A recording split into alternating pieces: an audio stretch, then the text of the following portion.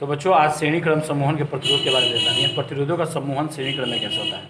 तो याद रखिएगा, हम आपको अभी थोड़ा देर पहले ऑनलाइन क्लास में बताए हुए हैं कि प्रतिरोध ले लिया जाता है। जैसे ये R1 प्रतिरोध है, फिर R2 प्रतिरोध है, R3 प्रतिरोध है।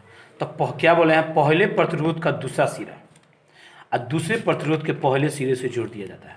फिर दूसरे प्रतिरोध का दूसरा सिरा तीसरे प्रतिरोध के पहले सिरे से जुड़ जाता है। इसी क्रम में सजाना, इसी को क्या कहा जाता है, हम कहा जाता है श्रेणी क्रम में प्रतिरोधों का समूहन। सपोज यहाँ देखिए ऊपर प्रतिरोध है, फिर यहाँ प्रतिरोध है, फिर यहाँ प्रतिरोध है। तो पहला प्रतिरोध का दूसरा सिरा दूसरे प्रतिरोध के पहले सिरे से और दूसरा का दूसरा सिरा तीसरे के प्रतिरोध के पहले सिरे से जोड़ना क्या कहलाता है, श्रेणी क्रम में समूहन कहलाता है।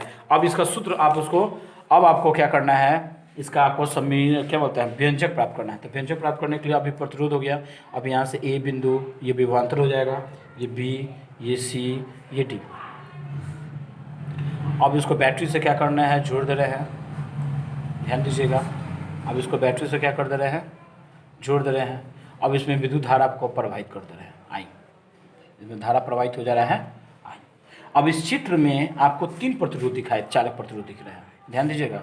इस चित्र में 3 चालक प्रतिरोध है, 3 चालक प्रतिरोध है। 3 चालक प्रतिरोध कौन कौन है अभी भी देख लीजिए। पहला है R1, दूसरा का है R2, तीसरा का है R3। ये 3 चालक प्रतिरोध है। इसमें बहने वाली धारा आपकी है, बहने वाली धारा आपकी है I, दिख रहा है यहाँ पर I दिया हुआ है।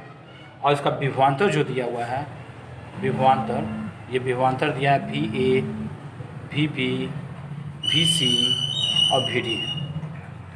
ओम के नियम से आप क्या जानते हैं, ओम के नियम से हम जानते हैं, देखिएगा ओम नियम से,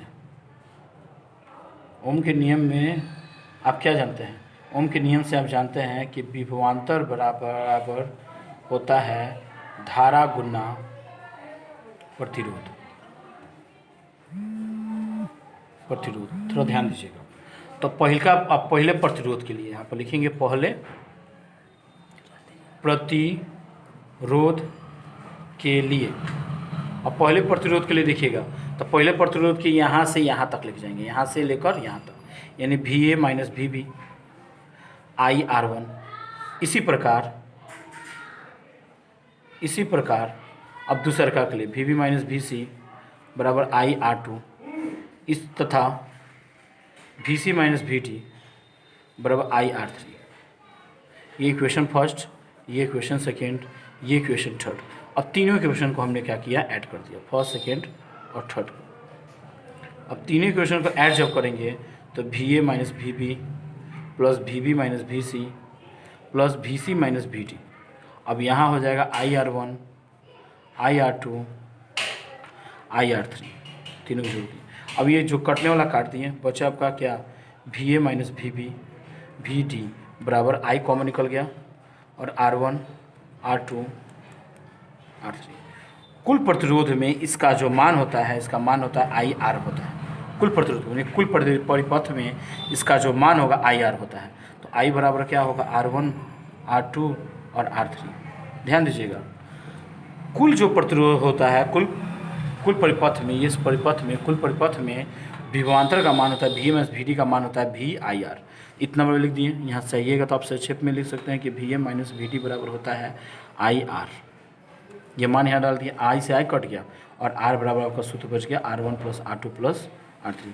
यही आपको व्यंजक क्या करना था, प्राप्त करना था। हो गया प्रूफ।